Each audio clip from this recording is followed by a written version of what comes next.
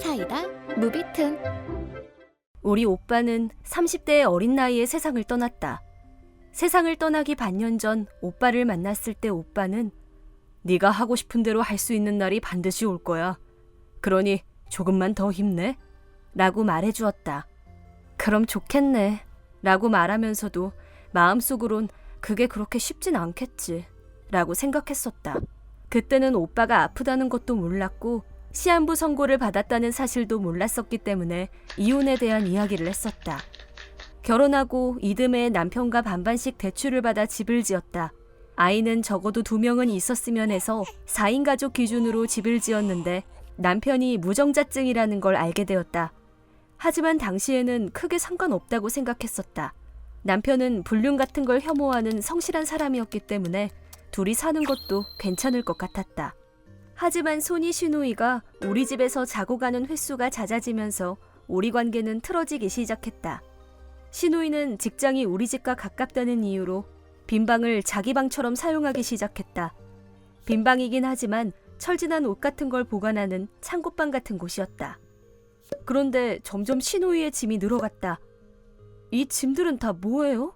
라고 물으니 미안한 기색도 없이 아, 내 거야. 라고 말했다. 얼마 지나지 않아 시누이는 창고방 짐들이 방해가 된다고 말했다. 이유는 자신의 물건을 둘 곳이 없기 때문이란다. 수차례 남편에게 얘기해봤지만 전혀 효과가 없었고 야근을 하거나 회식을 하는 날이면 우리 집에서 자고 출근을 했다. 이사 당시에 미리 설치해뒀던 에어컨은 시누이가 전기세 따위 신경도 쓰지 않고 펑펑 틀어 제끼는 바람에 전기세 폭탄을 맞았다. 남편이나 나나 취미는 없지만 둘 다 맥주를 좋아해서 언제든지 마실 수 있게 냉장고에 항상 맥주를 가득 넣어둔다. 시누이도 맥주를 좋아하는지 우리 집에 올 때면 냉장고에 넣어둔 시원한 맥주를 모두 꺼내 마시고는 빈 맥주캔을 잔뜩 어질러 놓는다. 냉장고 속 음식을 마음대로 꺼내 먹거나 당연한 듯 나에게 이거 이제 다 먹어가니까 까먹지 말고 사둬 라고 말했다.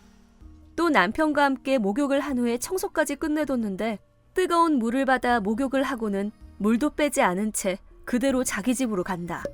물론 방 청소를 한 적은 단 한 번도 없다. 설거지도 화장실 청소도 한 번도 한 적이 없다. 실컷 마시고 먹고 방을 어지르기만 하고 돌아가는 시누이에게 화가 나서 참을 수가 없었다. 이런 상황인데도 아무 말도 하지 않을 거냐고 남편에게 몇 번이나 말했지만 남편은 어째서인지 시누이에게 꼼짝하지 못했고 몇 번이나 말려달라고 했지만 들어주지 않았다. 그러니 시누이는 점점 더 자기 멋대로 처음엔 한 달에 한 번, 2번이었던 것이 점점 그 횟수가 늘어갔다. 우리 집에 오기 시작한 후부터 자기 집 공과금이나 식비, 술값이 확 줄어든 것에 맛이 들린 건지 야근이나 회식 상관없이 우리 집에 오게 되었다. 한날은 회사 친구들과 꽃구경을 가게 되어 도시락을 싸려고 이것저것 준비해 두었는데 그걸 몰래 슬쩍 가져가 버렸다. 시누이가 집으로 돌아갈 때 나는 반상회 때문에 집을 비운 상태였고 남편은 시누이의 행동을 눈치챘음에도 아무런 말도 하지 않았다. 이에 발끈한 나는 남편과 크게 다퉜고 이 일 이후로 서서히 부부 사이에 골이 깊어지기 시작했다. 이혼하고 싶지만 시누이 때문에 이혼이라니 바보 같다고 생각했다. 하지만 남편은 한심하기 그지없었고 그치만 그래도 를 반복하며 고민하다 오빠에게 이런 상황을 이야기하게 되었다. 그 후 오빠가 죽었고 나에게 전 재산을 상속한다는 유언을 남겼다. 그제야 비로소 오빠가 했었던 말의 의미를 알게 되었다. 부모님이 살아계시는데 그런 일이 정말 가능할까 싶었지만 보험금 수령인 역시 틀림없이 나로 되어 있었다. 오빠는 부모님께도 이미 말씀드린 듯 오빠의 마음을 받아들이고 행복해지렴 이라고 말씀해 주셨다. 물론 오빠가 나에게 유언을 남긴 건 놀라운 일이었지만 당연한 듯 내 곁에 있었던 오빠의 갑작스러운 부재는 얼마간의 시간이 지난 후에야 현실로 다가왔고 나는 혼자 펑펑 울었다. 오빠는 어떤 마음으로 내 이야기를 들었던 걸까? 어떤 마음으로 자신에게 닥쳐올 미래를 기다렸던 걸까? 생각하니 마음이 미어질 듯 아팠다. 물론 남편에게는 오빠의 유언과 보험금 이야기를 하지 않았다. 이혼하고 싶은 마음은 확고했고 혹 눈치라도 채면 남편은 둘째치고 신우이가 무슨 말을 할지 알 수 없었다. 나를 위해 남겨준 소중한 오빠의 유산을 신우이가 절대 넘보게 하고 싶지 않았다. 나는 오빠의 보험금을 수령한 뒤 통장을 부모님께 맡겼다. 이제 이혼해도 어떻게든 해나갈 수 있다. 내 마음은 이혼을 향해 나아가고 있었다. 인간이란 참 아이러니하게도 경제적 여유가 생기니 이렇게나 마음이 편안해지는구나 싶었다. 이혼하자 하고 마음먹은 후 타이밍을 보고 있었는데 차라리 여기로 이사 올까? 라며 신우이가 어이없는 말을 했다. 집세로 30만 원 낼 거니까 불만 없지? 원래 가족끼리는 돈 같은 거 안 받는 건데. 그럼 올케도 기분이 썩 좋진 않을 테니까 집세는 낼게. 집세 30만 원이라는 말에 기분이 팍 상했지만 가만히 남편의 반응을 살폈다. 남편은 고민하는 척 눈을 껌뻑이며 나를 쳐다봤다. 분명 남편도 함께 사는 건 싫지만 자기는 거절하지 못하니 내가 대신해주길 바란다는 게 뻔히 보였다. 나는 신우이에게 혹시나 해서 물어보는 건데요. 집세 30만 원 내시고 그 후엔 어떻게 하실 생각이에요? 뭐라고? 아니, 집세 30만 원 주신 다음에 말이에요. 형님은 술도 많이 마시고 에어컨도 매번 펑펑 트시잖아요. 그리고 지금까지 식비도 한 번 안 내면서 저희 집 냉장고에서 마음대로 꺼내 드셨는데 어떻게 계산하실 거냐고요. 하고 물으니 신우이는 화를 내며 뭐라는 거야? 난 가족이잖아. 가족인데도 집세까지 내주겠다는데 고맙다는 말은 못할 망정 식비나 공과금, 생활비 같은 건 당연히 너희가 내야지. 라며 노발대발했다. 뭐 그럴 거라고 예상은 했지만 신우이에게서 이렇게 직접 들으니 더 화가 났다. 그런 염치 없는 사람이 어디 있어요. 남들 못지않게 일하는 직장인이 집세 30만 원에 얹혀 살겠다는 생각은 너무 몰상식하지 않나요?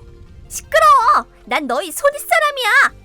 신우이와의 말싸움 중에 남편 쪽을 보니 남편은 나 몰라라. 마치 둘이서 결론 내라는 듯 회피하는 모습에 더 이상은 안 되겠다 생각했고 이혼하자고 말했다.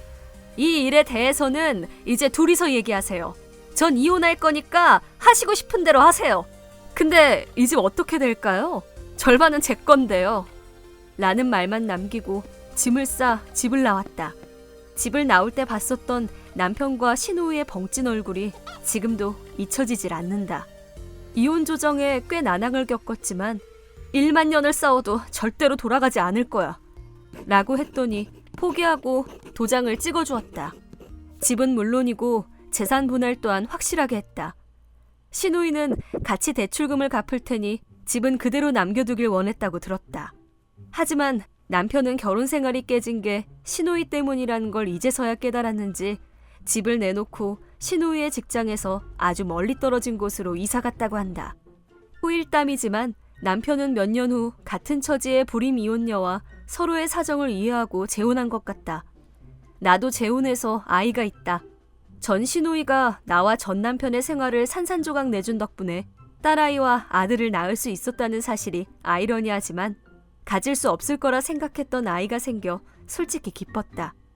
나와 전 남편이 각자 다른 길을 가며 행복한 생활을 보내고 있는데 반해 신우이만 아직도 혼자다. 결혼은 이미 너무 늦어버린 듯하지만 신우이는 아직 포기하지 않은 것 같고 전 신우이의 성격을 봐서는 상대를 찾기 어려울 것 같다.